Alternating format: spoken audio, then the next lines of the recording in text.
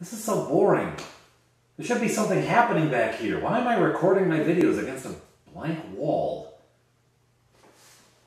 Better question, why did I just show you my bald spot?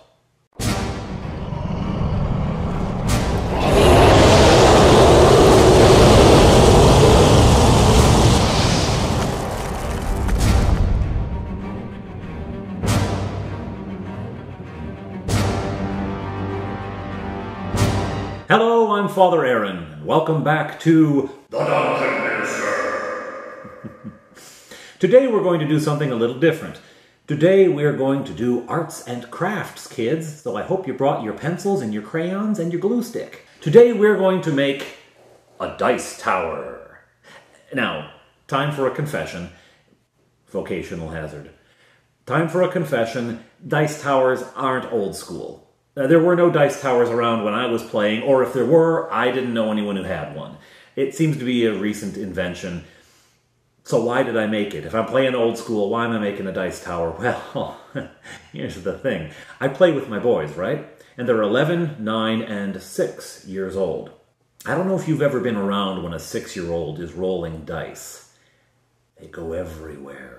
Half of the time, my youngest was telling us his hit roll from the floor. He's under the table telling us how much damage he's done, right? So, I thought we need a way to contain these dice. And I know some people have little trays, very nice little trays, but he's 6, and that's not that cool, right? What is cool is a little tower that looks like a real tower. That's pretty cool. So, I started looking for videos on how to make these things. And I found this guy, James Chats. And he had a video making this beautiful little tower. Looked great for no money at all. And I like that. So first of all, I'd say go check out James Chats. He has that video. He has a lot of other really nice videos. Good stuff. He makes some really neat projects. So check him out. But I did adapt his design a little bit. He made his out of a toilet paper tube. So it was a very small little tower. And that's great for portability. You can take it anywhere kind of thing. But I wanted it a bit bigger because, again, I'm talking little kids, and it needs to be able to stand up to a little rougher handling. So, what did I decide on? Tube chips. Or Pringles. This is an off-brand. I call them tube chips. Chips that come in a tube. And, it's like $1.25 for this whole thing, so why not? And it's a little bigger. I like the size of it. And a little more durable than a toilet paper tube is going to be. And again, I'm playing with little kids, I need durability. The other great thing about using tube chips is that you get to eat the chips. That is a definite bonus.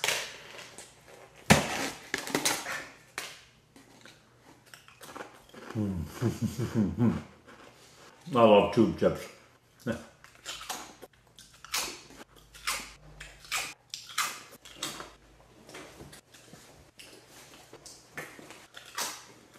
Got it!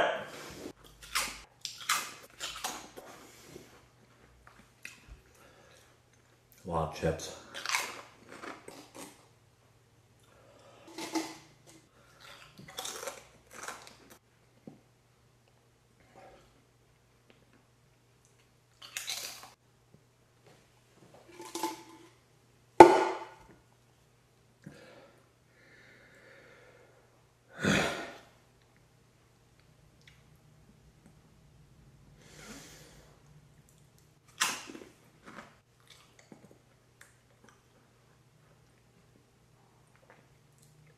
Ugh.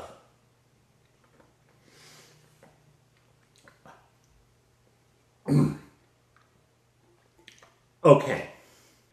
Now you've emptied your tube of chips. And you're never going to do that again. And what you want to do is you want to get yourself a cloth, like rag or something. Get it a little damp, not wet, just damp. Stick it in there, twirl it around because you don't want the dust and the grease. You don't want your rolls being affected by grease. Just a minute. Oh! Alright. Now, you've got your tube. It's a little tall. Now, you could do it at this height, and that's great. I wanted it a little shorter, so I decided to cut it down. The other thing is, if you leave it tall like this, it's going to be hard. You have to put little baffles inside, so that as the dice fall, they get knocked around, so it maximizes the randomization or something. I'm I'm sure there's a channel that goes into how randomized a dice tower actually is. But I'm not going to. You want baffles in there to just knock it around a little bit. And it'd be hard to reach the middle of this thing, unless your hands are a lot smaller than mine. So, first thing I did was cut it down. You cut it down about, I don't know, what is that? This big. And then you're going to want to cut a doorway in the bottom. And it's going to be pretty big because you want the dice to come out. You can do a little bit with the cardboard inside to funnel the dice out, but you don't want to keep getting it caught in there. It gets hung up in there, it just becomes frustration. You're also going to need some regular cardboard to cut out the baffles for the inside, the little ramp at the bottom that sends the dice shooting out, and a base for the dice to land on. Because remember, this is all about keeping the dice from going everywhere, so you've got to have a little corral at the bottom. Now, as I've done with everything else involved, you're going to want to give it a nice base coat. I chose black, dark gray, black, whatever, just a dark base coat to be underneath everything so that the bright yellow of the can doesn't show through your bricks. So you got to take this and paint it. Now I've got it painted a nice flat black inside and out. And I have also, as you see, cut my little door for the bottom. That doesn't look like stone, though, and I'm not a good enough painter to make that look like stone. I need something to help. I need some blocks, something that'll make a bit of three-dimension and also have the texture of stone.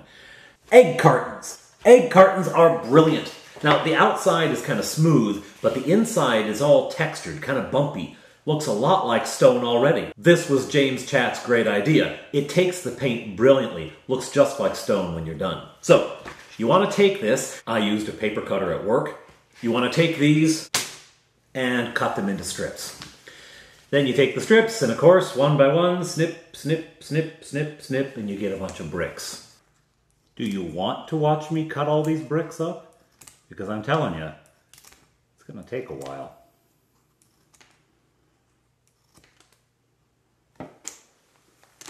There. Brush. Glue! Now, for the gluing, obviously you can use hot glue. I've done one of these before and I used hot glue that time. This time I'm just using your standard white glue.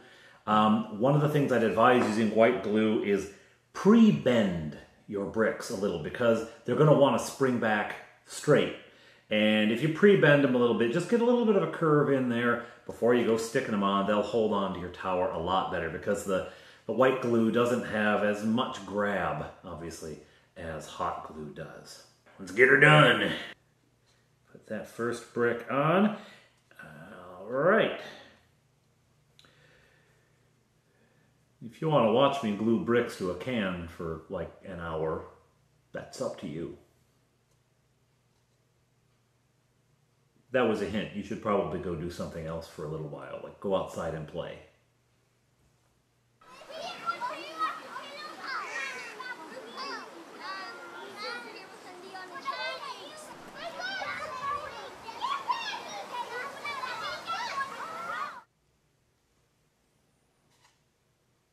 Notice I'm not getting them exact right pushed up against each other. I'm leaving little gaps. You want that because that's going to help give you that appearance of brickwork when you're done. I may be regretting my choice to use white glue. I think hot glue is probably better. I tell you, this is where believing in grace comes in very handy because I am nowhere near doing this right. It would be hard to overstate how important curling these beforehand is. This is how Father lost a finger. Okay. It's getting there. Of course, you know that when the glue dries, we're going to be painting this, and the paint will also help hold things in place. That's the words of someone who's confident in his building, isn't it? Oh well. I'm not terribly worried about an exact fit, however, which is good because I just really butchered that one, because I'm going to be doing some overlapping on the top. I'm going to be doing essentially that. But I will now let that dry. I will have to go off and do some actual work. But I'll come back a bit later and we'll be able to add the upper ring and crenellations and whatnot. All right, so lesson learned. The white glue not a good idea. Okay, my initial sort of instinct was right. The white glue, not so much. It worked okay. I mean, it's not awful. There's a few places where I'm going to have to go in now. I feel like this one's poking up. We don't want that. So I'm going to go in with a hot glue gun. And shoop, I'm going to stick that sucker down. I want to do something to bridge this divide between the last course of stones, quote unquote, and the rim of the original can. So, like this.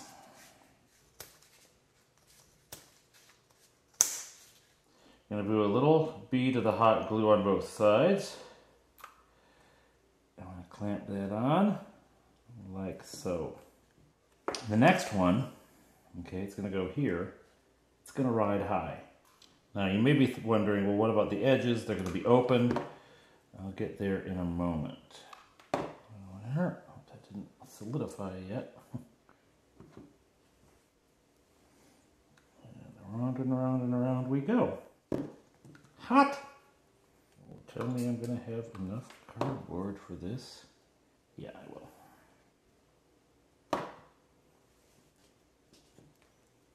Right. So we have our crenellations around the top now, but you've also got these gaps in there. Well, this is where hot glue is so terribly useful. It can fill in a whole bunch of these little gaps. And once you get paint on it, it becomes really no big deal. And there are the crenellations. And again, it's not even all the way around. It's a bit higgledy-piggledy, but that is part of the look that I'm kind of going for. The other bit that you really need the hot glue gun for is to put the baffles in. And you need to make sure, this is the big important thing, the only sort of, you know, watch it moment here, is to make sure that you leave enough of a gap between them. You don't get them too close or the dice won't go through. So I position this one in there. What you can end up doing is just shoving the gun in as far as you can. And then letting the glue drip down. Drop down to get on to the edge. More glue, I tell you. All right, get in there. Get in there, you. That's in there pretty solid. Smoking. Last one. Our top baffle. Going through an absurd number of glue sticks doing this. Okay, there we have the basic tower. Now we have the base for the basic tower. There we go. The neat thing is about the globs of glue that form at the bottom is they kind of look like rocks, right? They look like, you know, stones. So it doesn't look too bad if you've got them just laying around at the edge of the tower. You get those painted up, you paint them up like rocks, right? All right, now I've got it glued to the base, and now I need to put the wall for the little courtyard on that will catch the dice and again keep them from skittering all over the table and onto the floor. Put one edge of it right there. All the way down. When we get around to the other side, go to there. Right there. And that would work too. Okay. So now I've got to just do the stones around here, then I can get to painting. This is so much faster.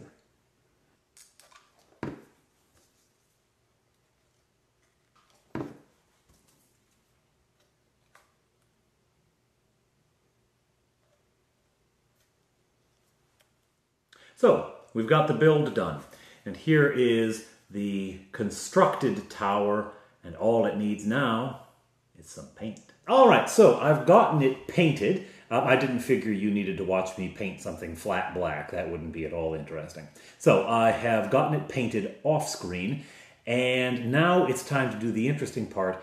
We're going to bring out the texture that is on this egg carton cardboard. We're going to bring out the texture by painting. The paints that I'm using are not professional grade. They're not super high quality, expensive paint. I got these at the dollar store. But you know what it does do? It dries very quickly, and it works. I'm going to get a lot of this paint off of the brush. I'm not doing dry brush yet. It's still, going to be a wet brush. It's still going to have plenty of paint on it. But I don't want to have a real heavy touch, because I do want a little bit of this dark coming through underneath. I never did put the little stones around there. I can do that after I paint, and I may just do that.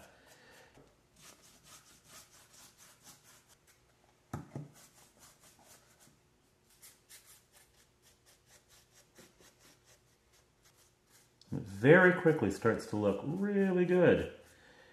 And again, mad props to James Chats for the egg carton idea, because that is wicked cool. Not worrying too much about the interior here. I don't know if you can see in there at all. Yeah, there we go. Okay, good. We'll let some of the stonework dry for now, and I'm going to focus on the inside of the tower. I'm just going to do it in like a dirt kind of brown. It's going to go on. It's going to be a little bright at first. Black in with that brown. Pretty well dry brush. Just dabbing in there. Okay, it's just kind of a to dirty it up a little bit. It doesn't look too pretty. Okay, believe it or not, that is going to be dry enough now. I have hardly let any time elapse. I haven't left the camera off for huge amounts of time, but it does not take long. So now I'm going to do the dry brushing over the surface of everything for the fine sort of detail at the top. And I've decided I'm going to do 2 passes with this. This is something I did different from last time. I'm going to do one in this sort of cashmere tan. Get a little bit, and then really, you're going to get almost all the paint off. You're going to be like, well, that's not even worth doing anymore. You don't have anything on there. And you're real light. Go over it.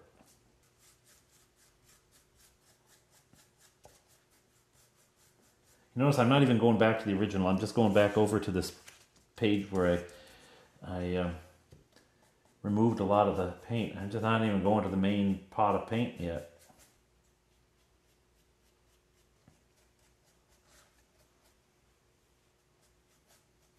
Okay. Now again, it's difficult to see on this camera, but there starts to be some amount of detail happening in here.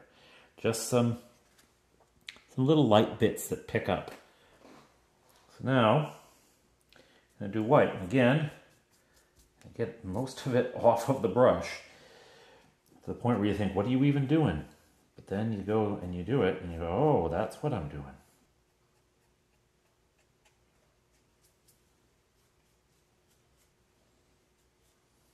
So if you're starting to see, it really starts to take on a lot of texture. There, we pretty well have the completely painted tower. All right, there's only one more step, and that is Mod Podge. Mod Podge will seal that up. It will also harden it a little bit, so it's a little stiffer, a little more durable. And durability is key. It's pretty well done. Now, I had an issue. When I started, I began with this little thing of Mod Podge, and this is old, and it is really not any good anymore. So I went and I got my big serious tub of Mod Podge. Here, let's give them a brand product placement there. I got my big serious tub of Mod Podge, which is nice and new.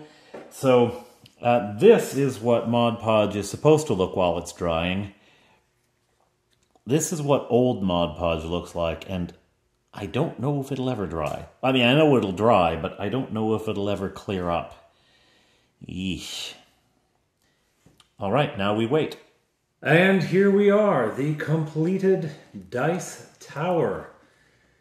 It is all finished and pretty much dried. The Mod Podge still stinks a little bit, but there it is. You can see a little more closely. You can see the kind of detail that you get with the dry brushing. And just for comparison's sake, the one we just made today and the one I had made previously, you can see it's a slightly darker tone, and similar though in the situation of the detail. On this one I had put a little roof, and I had used, on the top, I had used the interior divisions of the egg carton to make the crenellations on this one. They look a little more solid, but they're not really very tall. They really wouldn't serve much purpose. You'd have to be quite small to hide behind them. So these actually look more functional. These a little more solid. Of course, I did a bit more work on the ground on this one. So there you have it, the story of the Dicey Tower. The reason I wanted to do this project now was because this is a chronicle of me playing Dungeons and Dragons with my boys, and it was after those first two adventures that I made the first tower. So I thought it was a good time to revisit the project and include you in it as well. And now, the real test. Yes!